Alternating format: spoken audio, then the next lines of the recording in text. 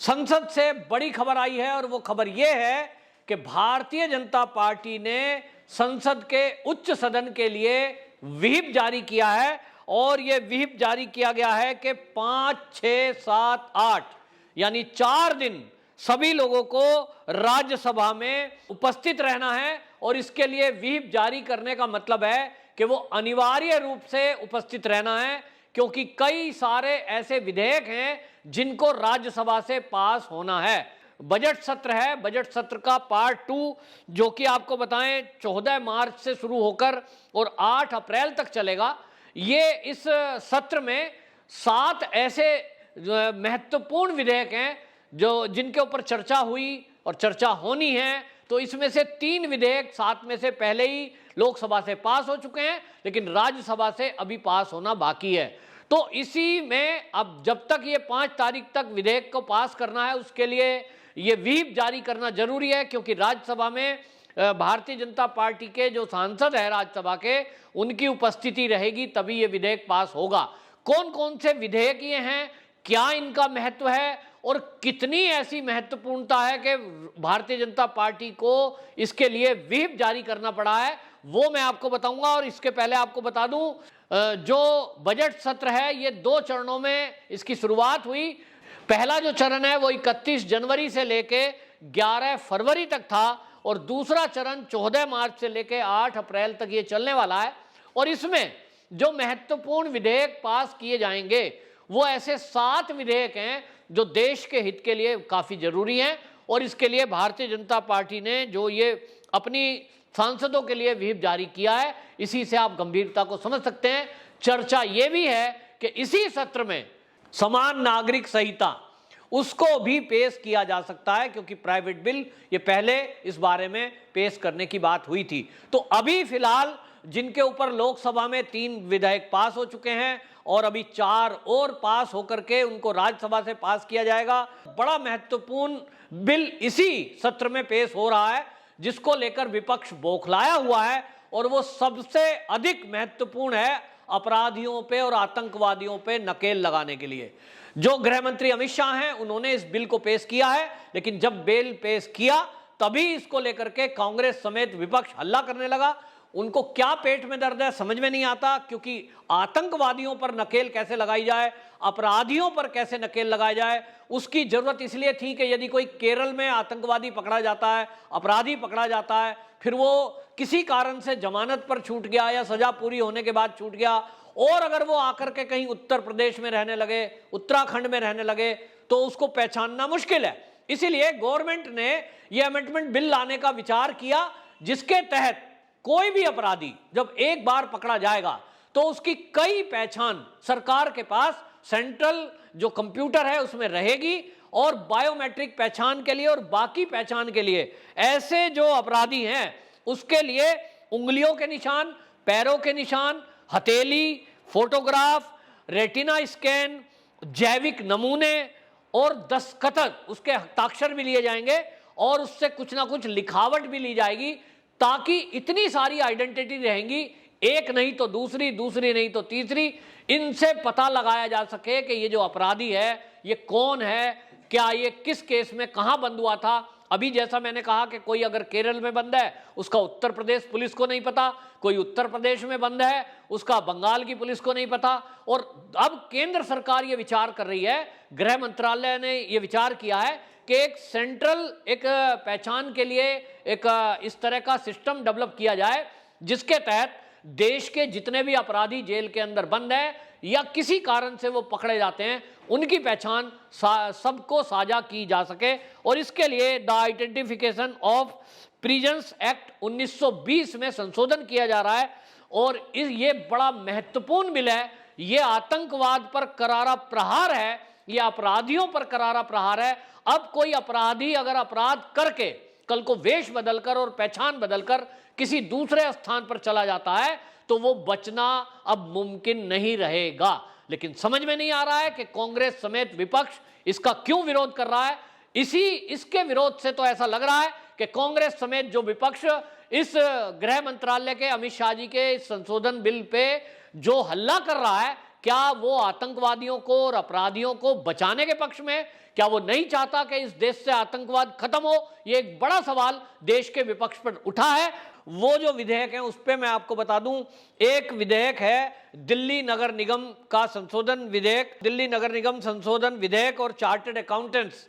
ये जो विधेयक है, इस विधेयक के तहत जो दिल्ली है उसमें 274 अभी तक वार्ड हैं, लेकिन इसको 250 वार्ड तक करना है और इसके लिए दोबारा जनगणना होगी दिल्ली की और उसके बाद वार्डों का विभाजन किया जाएगा, यानी परिसीमन भी दोबारा होना है। सरकार ने अपनी मंशा साफ की है। लोकसभा में चर्चा के दौरान ये बताया गया कि इसमें 3 साल का समय लगेगा और 3 साल तक जो दिल्ली नगर निगम है उसका प्रमुख बना करके किसी आईएएस अधिकारी को बिठाया जाएगा और इसकी कार्य व्यवस्था देखी जाएगी। 3 साल में जब परिसीमन दोबारा हो जाएगा, जनगणना है वो हो चुकी होगी, परिसीमन हो चुका होगा, उसके बाद नगर निगम के चुनाव कराए जाएंगे। तो यह विधेयक लोकसभा से पास हुआ, इसके बाद इसको राज्यसभा से पास कराना है।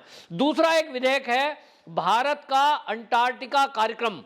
यह बहुत महत्वपूर्ण एक विधेयक है जिसमें यह कहा गया कि भारतीय अंटार्कटिका विधेयक 2022, इसके लिए आपको बता दूं जो भारत का अंटार्कटिका का क्षेत्र है, यूं तो पूरा अंटार्कटिका जो है वो नो मैंस लैंड घोषित है, लेकिन उसके अंदर कोई देश जाकर के अपनी एक्टिविटी ना करे, उसमें पर्यावरण की दृष्टि से ध्यान रखा जाए। इन सब बातों को लेकर के हमारे भारत का और 54 देशों के बीच 1959 में एक संधि हुई थी, एक समझौता हुआ था और उसके तहत यह तय हुआ था कि कोई भी देश जो इसमें संधि करी है 54 देशों ने, इस अंटार्कटिका के क्षेत्र में जाकर के अपना कोई निर्माण नहीं करेगा स्थायी और इस पर्यावरण का ध्यान रखेगा। इसमें अनुसंधान के लिए इस जगह को इस्तेमाल किया जा सकता है। इसी कड़ी में भारत सरकार ने भी यहां अनुसंधान के लिए आपको बताएं 3 यहां पर वैज्ञानिकों के शिविर लगाए, जिसमें अभी तक 70 वैज्ञानिकों के अनुसंधान अभियान पूरे हो चुके हैं और इसकी शुरुआत 1981 में हुई थी। यहाँ अंटार्कटिका के अंदर जो 3 जो है कार्यक्रम करे गए, जो शिविर लगाए गए, वो है दक्षिण गंगोत्री जिसकी शुरुआत 1983 में की गई, एक है मैत्री वो 1988 में शुरू की गई और भारती नाम का जो अभियान है वो 2012 में शुरुआत किया गया, तो जो अभी भी पूरी तरह काम कर रहा है। इसमें आपको बता दें मैत्री और भारती ये 2 हमारे जो अभियान है वैज्ञानिकों का जो इसमें कार्यक्रम है, इसके लिए जो कैंप लगाए गए वो शुरू अभी भी काम कर रहे हैं, लेकिन जो दक्षिण गंगोत्री 1983 में शुरू किया गया था वो काम नहीं कर रहा है। उसकी जगह एक दूसरा अभियान चलाने के लिए ये संशोधन किया गया है और इस संशोधन में ये एक कानून बनाएगी भारत सरकार कि अगर वहां कोई 54 देश में से कोई भी देश जो संधि हुई है उसका उल्लंघन करता है तो उसके खिलाफ कानूनी कार्रवाई की जाए। इसको लेकर के जो विपक्ष है वो सवाल उठा रहा है कि साहब जो भारत के बाहर के लोग हैं उनके ऊपर आप कानून कैसे चलाओगे? तो कानून के दायरे में जब संसद से पास होगा तो हमारा भारत जो है संधि के उल्लंघन के आरोप करने वालों के ऊपर ये कानूनी प्रक्रिया के तहत कार्रवाई कर सके, इसी के लिए तो विधेयक लाया जा रहा है। इसी तरह एक जो है विधेयक लाया जा रहा है cost and works accountant and companies secretary संशोधन बिल।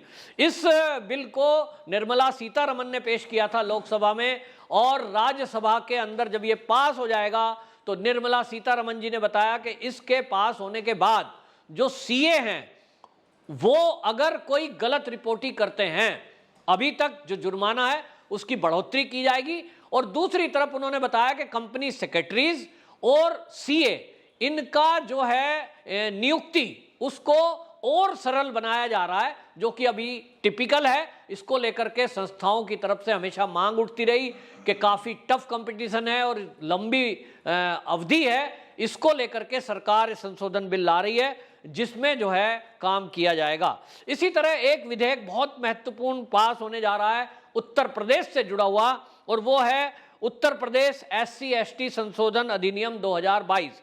इसके तहत जो उत्तर प्रदेश के आदिवासी हैं उनको बाकायदा SC/ST जो है उसमें शामिल करने का प्रावधान किया जा रहा है। इसमें आदिवासियों को जो 13 जिले हैं उसमें एससी और एसटी ये दर्जा दिया जाएगा, जिसमें आपको बताएं 13 जिलों में जो आदिवासी हैं उनको गोड़, धुरिया, नायक, ओझा, पठारी, राजगोड़, ऐसी जो ये जातियां हैं इनको 13 जिले में एसटी में डाला जाएगा, और जो गोड़ हैं इनको एससी कैटेगरी में डाला जाएगा। ये अधिनियम जब पास हो जाएगा तो आपको बताएं ये जो जिले हैं 13 जहां इनको एसटी की मान्यता मिलेगी, वो जो सूचीबद्ध हैं अभी तक, उसमें है महाराजगंज, सिद्धार्थनगर, बस्ती, गोरखपुर, देवरिया, मऊ, आजमगढ़, जौनपुर, बलिया, गाजीपुर, वाराणसी, मिर्जापुर, सोनभद्र। और जो 62 जिले हैं बाकी के, ये 13 मैंने बताए इसमें एसटी रहेंगे और बाकी के जिलों में ये एससी का दर्जा इन जातियों को मिलेगा, जो जाति मैंने बताई आदिवासियों की, गोड़, धुरिया, नायक, ओझा, पठारी और राजगोड़। इसी तरह त्रिपुरा अनुसूचित जाति संशोधन अधिनियम एक इसमें पास होना है, जो ये व्हीप जारी किया गया है।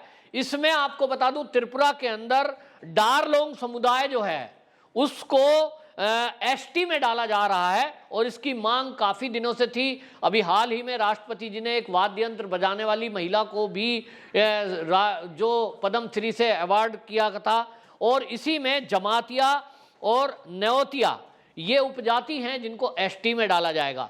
तो ये कुछ ऐसे विधेयक हैं जिनको यहाँ इस समय प्रस्तुत किया जाना है, और ये महत्वपूर्ण बिलों को पास किया जाना है। इसके साथ ही जो जनता में चर्चा है वो ये है कि कॉमन सिविल कोड, समान नागरिक संहिता, इस पर भी हाल के आने वाले दिनों में चर्चा होकर और इनको भी पास कराया जा सकता है। हालांकि ये कोई पुष्ट खबर नहीं है, लेकिन जिस तरह से एक प्राइवेट बिल पेश किया गया था पिछले दिनों बीजेपी के सांसद के द्वारा, इसके बाद ये माना जा रहा है कि इस पे भी चर्चा हो सकती है। लेकिन कुछ खास, कुछ बड़ा इन 4 दिन में क्या होने जा रहा है ये समय बताएगा।